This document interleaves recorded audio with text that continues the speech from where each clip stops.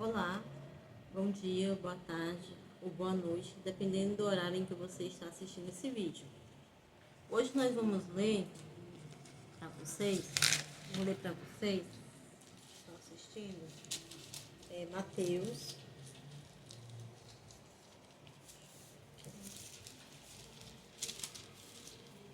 16, a explicação de Mateus 16, do capítulo 1 ao 28, vai ser a explicação, tá bom? Explicação de Mateus, capítulo 16, do versículo 1 ao 16. Alguns estofes falando sobre isso. No versículo 6 do capítulo 16 de Mateus, fala assim: E Jesus disse-lhes: Adverte e acautelai-vos do fermento dos fariseus e saduceus. Que fala sobre acautelai-vos do fermento? O fermento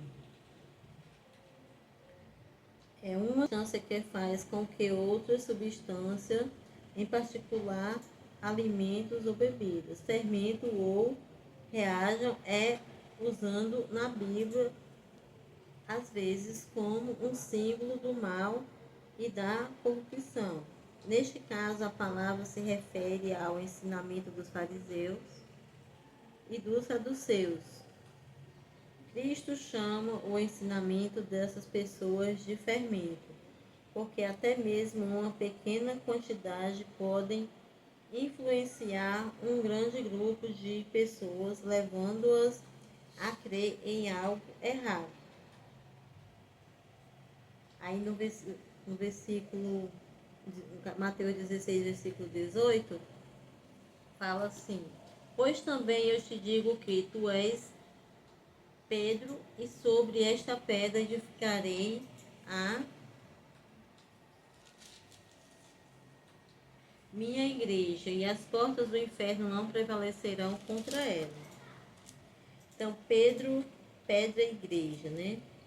Cristo promete edificar a sua igreja não sobre qualquer indivíduo além de si mesmo, mas sobre a verdade da confissão de Pedro e dos outros discípulos, de que Cristo é o Cristo e o Filho de Deus vivo.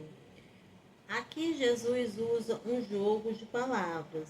Ele chama os seus discípulos de Petros, que significa uma pedra, mas continua e diz: sobre esta pedra, igreja, pedra, que significa uma rocha bastante sólida ou um penhasco rochoso, edificarei a minha igreja. Em outras palavras, a igreja é edificada sobre a sólida confissão de Pedro de que Jesus é o Cristo, o Salvador do mundo. E Jesus Cristo, que é a pedra, a fundação imutável e imóvel da igreja. Pedro declara em sua primeira carta, a primeira carta de Pedro, que Jesus é a pedra viva, reprovada pelos homens, eleita e preciosa ao mesmo tempo. Pedro e todos os outros cristãos também são pedras vivas, que se tornam parte da estrutura da casa espiritual que Deus está edificando. A pedra não se refere ao próprio Pedro, que simplesmente reconhece que Cristo é a fundação da igreja, isto é, a comunidade de todos os fiéis seguidores de Jesus. Em nenhuma passagem das Escrituras está escrito que Pedro seria a autoridade suprema infalível, isto é, completamente confiável e capaz de errar sobre todos os outros discípulos. Tampouco está escrito que Pedro deveria ter sucessores, isto é, papas infalíveis ou sucessores de Pedro. Representariam Cristo e teriam a função de chefe oficial da igreja.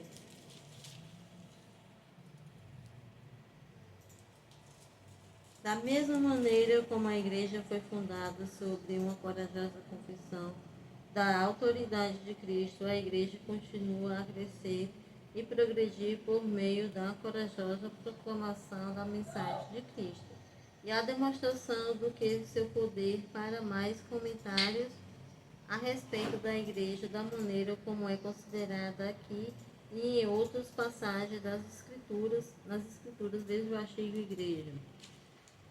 Aí no capítulo 16, versículo 18, por na linha, fala: as portas do inferno não prevalecerão contra ela. Aí sobre isso fala que Hades, o inferno, Hades,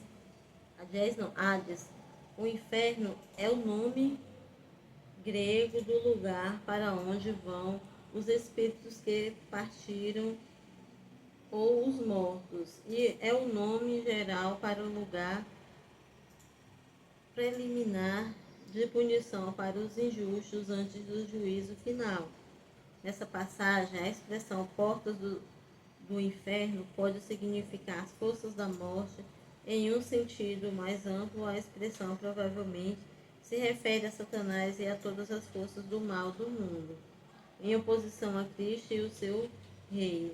Esta passagem não pretende descrever a igreja em uma postura defensiva, como se ela estivesse simplesmente resistindo sobre ataque. Em outras palavras, esta não é descrição das portas do inferno vindo contra a igreja, porque portas não atacam coisas. Em vez disso, esta passagem descreve a igreja na ofensiva, ativamente atacando as portas do reino de Satanás.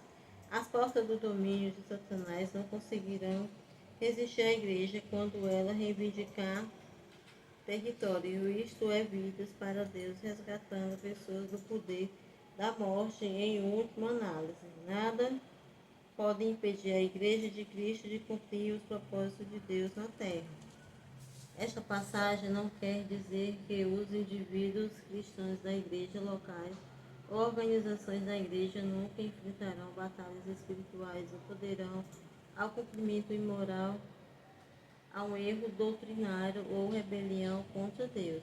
O próprio Jesus predisse que muitos perderão ou abrirão mão de fé e adverte as igrejas que estão abandonando a fé e a verdade para que se afastem de seus pecados, ou serão removidos do seu reino. Apostasia pessoal, a promessa do não se aplica aos que abandonam a fé em Cristo ou às igrejas espiritualmente preguiçosas. Cristo está dizendo que, apesar da forte oposição de Satanás, apesar da rebelião espiritual entre os crentes e apesar do falso ensinamento e da mentira que se infiltra no reino de Deus, a igreja não será destruída. A igreja de Deus, a sua sabedoria e o poder sempre sustentarão os que permanecem fiéis e a mensagem original de Cristo, revelada no Novo Testamento, que crescem no seu relacionamento com Ele, que se submetem à sua autoridade e que vivem no poder do Espírito Santo, sendo o povo fiel de Deus. Eles demonstrarão o poder de Deus contra Satanás, os demônios, o pecado, as doenças e o mundo ímpio. É este tipo de pessoas que constitui a Igreja de Cristo, a qual Satanás e todos os seus exércitos nunca conseguirão destruir, a quem nunca poderão resistir. As chaves do inferno.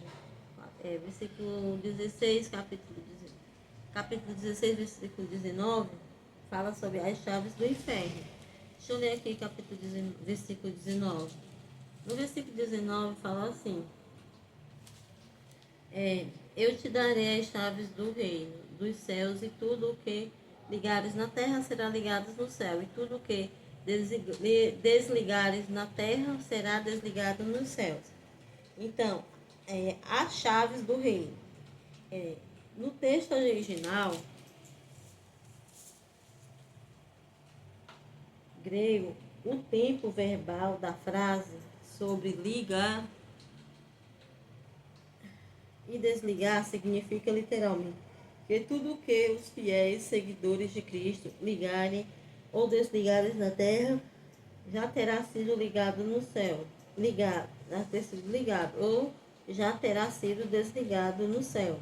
Em outras palavras, não é uma questão de que os seguidores de Cristo estabeleçam uma nova autoridade por si mesmos, ou determinam culpa ou inocência para si mesmo, mas na verdade é uma questão de estar suficientemente próximo de Deus para reconhecer o que Ele fez, de modo que eles possam anunciar as ações e as obras de Deus com a sua autoridade. As chaves representam a autoridade de Deus, que Ele delega aos seus seguidores na igreja, os representantes do seu reino na terra. Com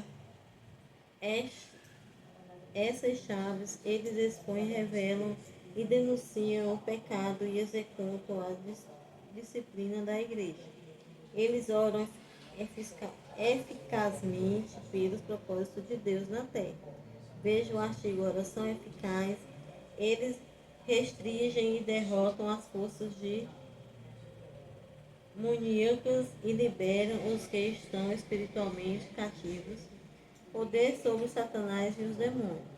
Eles pregam sobre a culpa do pecado, do padrão de justiça de Deus e do juízo que há de vir. Eles proclamam a oportunidade do perdão e da salvação espiritual para todos os que se afastam dos seus próprios caminhos do pecado e seguem. Capítulo 16, versículo 24.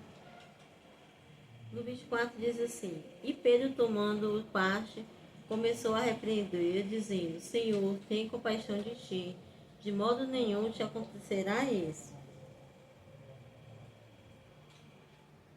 Tome sobre si a sua cruz, né? Mateus.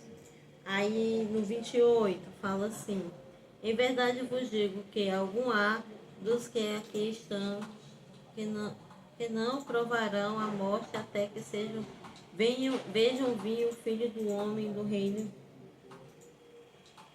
no seu reino. O Filho do Homem vindo do seu reino provavelmente se refere aos eventos que envolveram Pentecostes, quando Cristo foi batizado e seus seguidores com o Espírito Santo e com grande poder. A partir de então, a mensagem e a obra de Cristo se espalharão rapidamente, como está descrito do livro de Atos. Amém.